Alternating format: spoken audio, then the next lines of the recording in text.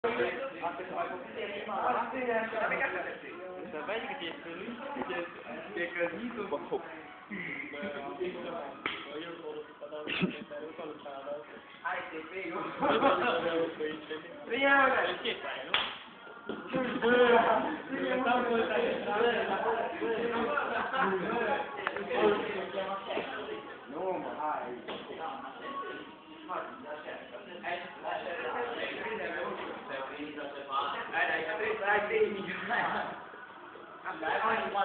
Ma stai studiando, dai, no, davvero, no.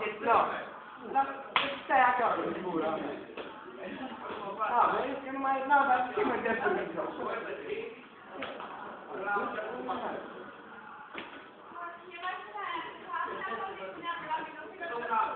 Ci pensiamo già al tempo. No, Stiamo partendo, non è che abbiamo partito.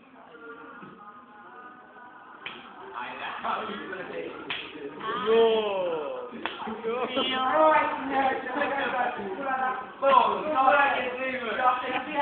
Peter proprio udaccio, faccio sbagliare, prendi in matematica.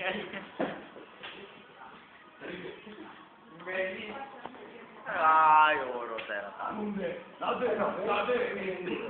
Yes.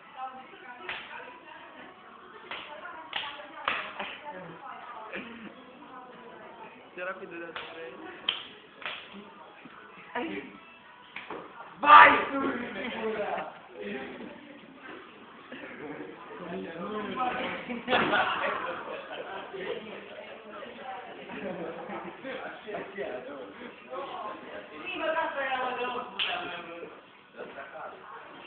No, ma è un po' che mi ne culo, che mi ne culo.